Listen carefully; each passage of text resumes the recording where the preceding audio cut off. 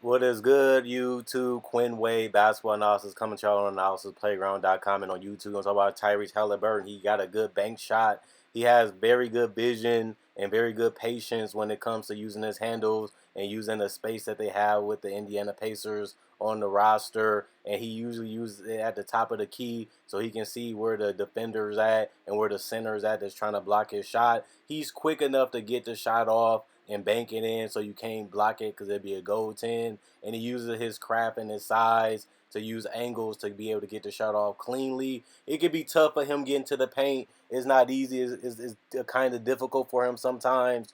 But he is a guy that has high IQ and he makes it happen. I like the fact that he finds cutters on the move when he's driving. He likes to keep his head up so that way he can see other people moving without the basketball and then he can make the cut. He also is good with this in transition just because if you keep your head up, you're always looking for the next person that's open, and that's just good teamwork right there. Finding a guy that can just make one move and he's right at the basket and that's a bucket.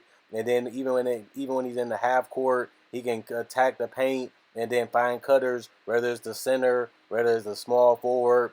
He keeps his head up. He even uses his shot sometimes and his floater sometimes to turn that into a shot for some people. And you see, he's so much taller than the average point guard that he sees over the defense, and then he uses his passing ability and his knowledge to find the guy open. He can even find shooters. He usually try to pass early or find them during cuts or just make the overhand pass, and then he can find shooters. These guys can create off the dribble. They can also get all the way to the basket if they want to by turning down a three if it's a hard closeout and turn that into a floater or a layup.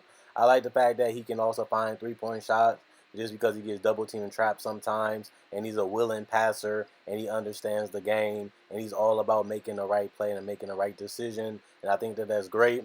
His best offensive weapon, if he's not finishing at the basket, is his three-point shot. He was known for this in high school. He was known for it in college. He has unlimited range. He's very patient. He sets his feet. He has good arc on the ball, and it's just tough to block the shot because he's just taller than the average point guard, as I said before. They usually give him space just because they know he wants to pass instead or that he wants to penetrate to find somebody, and they will give him this shot sometimes, and he just thinks it's a practice shot. If you're going to leave me this wide open, I'm not going to rush it. I'm not going to force it. I'm just going to make the best out of this opportunity and knock down a high percentage shot. I know the distance can be a little crazy on it, but if it's that much room on it, you might as well just take it just because it's a shot that you take each and every day at practice, which means you have the fundamentals to knock it down. If you can do it in college, you can do it in the NBA just because it's the same shot. Now I like the fact that he relocates and makes sure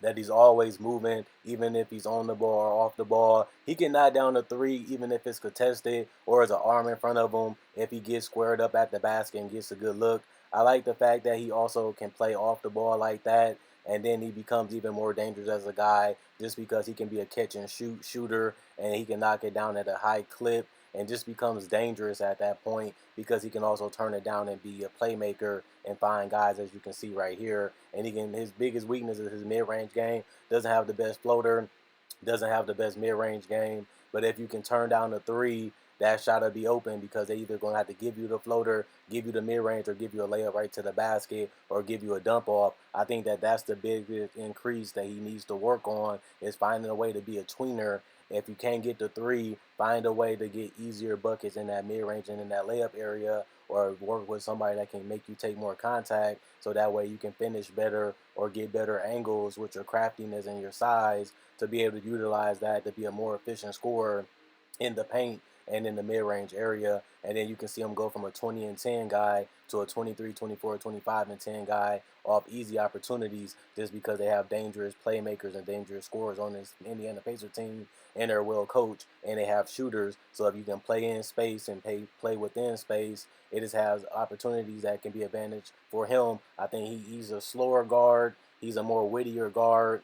He's a more patient guard. And I think that when teams try to speed him up a little bit, he can get that advantage and use it like a Tony Parker type floater, or even use it as an ability to get all the way to the basket and then knock down layups. And then he can use the backboard too to secure easy opportunities without having to always stop and start I think he can go do straight lines like we seen earlier in the video. Other than that, I hope you guys enjoyed it. I hope you guys enjoyed the video. I have more analysis on the way.